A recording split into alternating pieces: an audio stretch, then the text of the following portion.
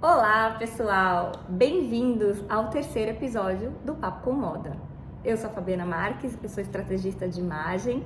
E eu sou Lorena Miranda, eu sou co-hunter.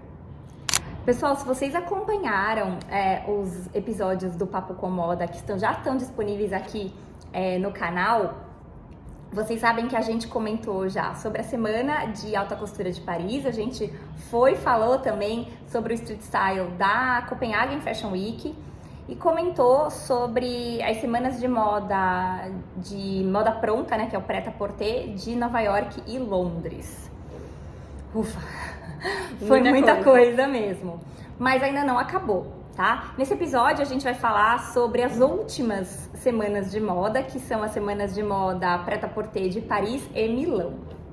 Exatamente. São as duas últimas semanas de moda aí do calendário que a gente chama Big Four, por isso que é tão importante. E aqui nós vamos destrinchar e mostrar para vocês, trazer o que é relevante, aquilo que vai entrar dentro do seu armário, aquilo que vai para as lojas. Vamos começar por Milão? Vamos, bora para Milão.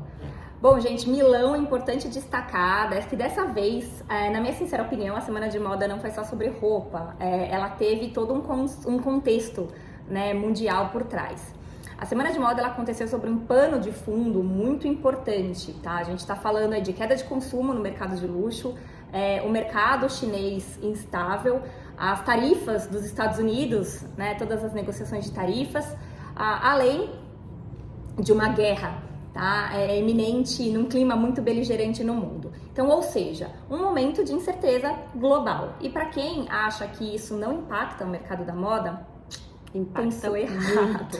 Aliás, é um dos mercados que mais são impactados, né? Quando existe alguma crise. Muda completamente porque impacta toda uma cadeia de produção até o comportamento de consumo. Então, quando há essas incertezas, a moda ela tem que ficar mais estratégica, ela tem que ficar mais comercial e mais conectada com efetivamente o que vende, tá? E apareceu isso claramente em Milão, principalmente com as estreias dos novos diretores criativos das grandes marcas, e aí o diretor criativo é o estilista das grandes marcas, como Gucci, Armani, a Fendi e a Marni também. Exatamente, é até interessante você trazer a respeito da Gucci, porque a Gucci, ela mudou muito atualmente nesses últimos desfiles por conta do Demna, o estilista, aliás, porque ele é muito emblemático, e agora não, ele tá fazendo uma moda muito mais comercial e menos conceito. A Gucci, ela tem uma relevância muito importante no mercado da moda, principalmente dentro do grupo dela. A Gucci faz parte do grupo Kering, que é um grupo de luxo, né? A Gucci é a maior marca deste grupo, ela representa mais de 40% da receita total do grupo Kering, então não tem espaço para erro. E é interessante que em uma entrevista o Demna chegou a comentar que ele queria peças que falassem mais por si, que não fosse tão mirabolante, tão emblemática assim. E isso ficou muito claro, né? No último desfile teve a Kate Moss, que estava maravilhosa, com um vestido preto de cristais, super decotado atrás, bem decotado, com o símbolo da Gucci, num lugar bem estratégico, né? E foi bem anos 90 mesmo, uma coisa bem Tom Ford. Já na Fendi, a Maria Grazia Chiuri, ela foi para um caminho com outra leitura. Não foi oposto, mas foi uma outra leitura. Ela veio muito mais feminina, muito mais ligada à história da marca, mas teve um foco muito legal em produto, principalmente nas bolsas. Então, a famosa bolsa da Fendi, a Baguette, o modelo Baguette, apareceu durante o desfile inteiro em todas as modelos, em todos os looks da passarela ela apareceu. Aliás, esse modelo eu falo que ele é icônico porque ele apareceu num episódio do Sex and the City com a atriz Sarah Jessica Parker. No episódio, a atriz ela é assaltada e o assaltante fala, passe a bolsa, e ela mostra a baguete dela. Então isso virou um case muito grande por conta desse episódio.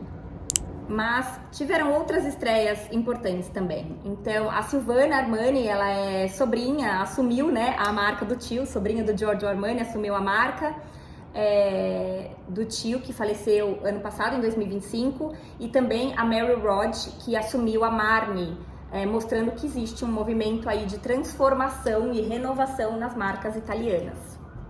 E o mais interessante pra mim na Semana de Moda de Milão não foram só os nomes, tá? A gente tá falando aí do styling. A Prada fez um desfile muito interessante. A Prada desfilou 60 looks com 15 modelos. E o que isso significa? Significa que elas não trocavam de roupa. A cada entrada nova da passarela, elas tiravam uma peça de roupa, ou seja, elas revelavam um novo look através de um styling. Então isso já diz muito mais do que a quantidade de peças que você tem que criar.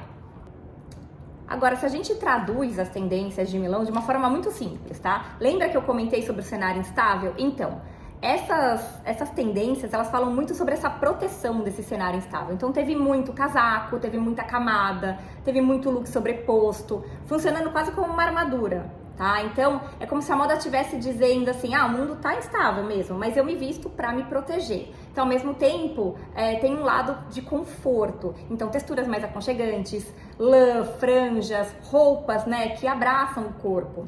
E a cor. Muito importante aqui. O que apareceu muito foi o preto. Um preto dominante, tá? Seguro e fácil de vender.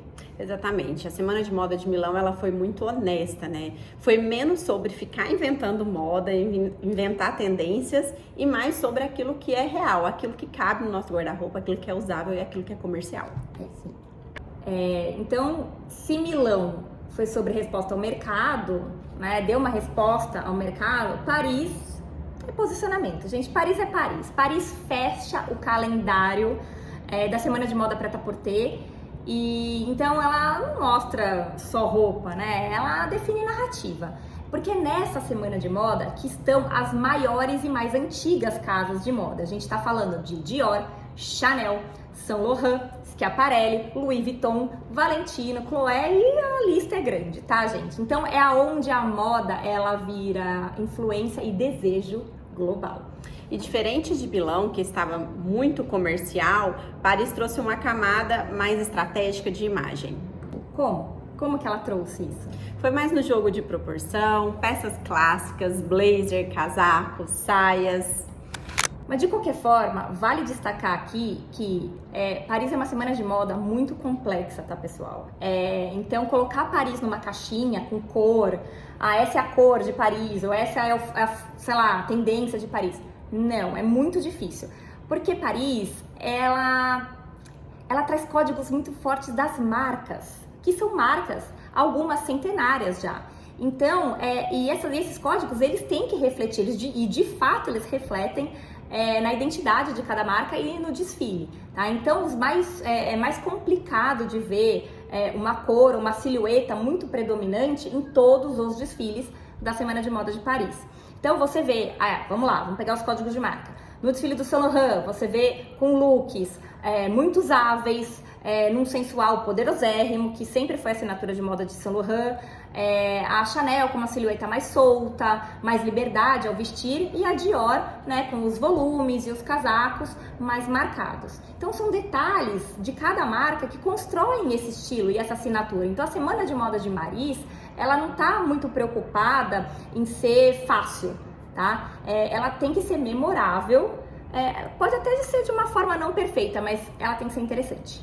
E eu acho importante que, apesar de a gente ter falado de peças clássicas, né, que Paris trouxe, mas foi de um jeito diferente, uma proporção diferente, um jeito de usar diferente, um tecido diferente. Aí está a principal diferença que teve em Milão. Exatamente. Mas e aí, Lorena? A gente falou bastante sobre as semanas de moda, mas o que vai efetivamente de tudo que a gente conversou aqui, tanto nesse episódio como também nos episódios anteriores das outras semanas de moda, o que vai chegar realmente nas araras das lojas? Porque tudo que tá na passarela, nem tudo, aliás, do que tá na passarela, vira roupa usável, né? Algumas coisas sim, mas... Se a gente filtrar Milão e Paris, eu destacaria 4 coisas. Textura, teve mais do que cor ou estampa, animal print sofisticado, uma peça protagonista por look e um style mais interessante do que a quantidade de peças. Bom, então vamos lá. Se você perceber do que você falou, Londres, Nova York e principalmente a Semana de Moda do Street Style de Copenhagen trouxeram destaques muito parecidos com esses. Quando a gente fala do animal print sofisticado, da textura. Então eu tenho certeza de que muitos de vocês já têm pelo menos alguma peça no armário desses pontos que a Lorena trouxe, tá? Então, você não precisa sair comprando. Você não pode, ai meu Deus, olha a textura, o animal print e tal. Você não precisa sair comprando. Você vai pegar o seu estilo, vai analisar o que você tem no armário, porque com certeza você já consegue ajustar e construir o teu próprio look com essas dicas que a gente deu aqui. E se for para investir, tá? Se for para investir, porque querendo ou não, né, a gente sempre gosta de investir numa coisa ou outra. Talvez investir numa peça que traga uma informação maior, então um casaco, um sapato, uma estampa, né? Ou até uma textura que amarre o look todo. Perfeito, arrasou. Então, se fosse para resumir, né, e classificar Milão e Paris, as semanas de moda de Milão e Paris, em uma frase, acho que seria menos tendência e mais intenção ao vestir mesmo, né? E também mais identidade. Com certeza. Né? A moda, ela tá cada vez menos sobre passarela e mais sobre a sua vida, mais aquilo que é comercial e usável. Inclusive, tava comentando aqui com a Fabi que eu li recentemente uma matéria na Vogue Business em que eles falam isso, né? A passarela tá deixando de ser aquele teatro, aquela coisa mais teatral e virando mais comercial, principalmente por conta dessas crises que vem acometendo, né, o mundo. Quando a gente fala comercial, não é uma coisa ruim, tá, gente? O comercial, ele é o mais próximo da realidade nossa, tá? Então ele sai de um mundo de fantasia de passarela e ele realmente chega no nosso dia a dia. Então é por isso que a gente fala comercial. Porque é o que realmente eu vou usar. Não adianta nada eu pegar um look da passarela e sair pra ir num cinema sexta-noite. Não tem como, é demais, entendeu? É até um pouco desconfortável. Então, quando a gente traduz isso pra nossa vida, é o que a gente chama de comercial. Esse foi o nosso fechamento da Semana de Moda Prêt-à-Porter Outono e Inverno 26 e 27. Agora você já tem toda uma visão, tanto nesse episódio quanto nos outros, uma visão completa do que vem por aí. E conta pra gente, o que você gostou e o que você efetivamente usaria? Mais Milão, mais Paris, mais Nova York, mais Londres, tá? Então, se você quer que a gente traduza alguma tendência aqui específica, comenta no canal, comenta aqui nesse vídeo. E se você gostou do vídeo, já curte, já compartilha e até o próximo episódio. Até! Tchau!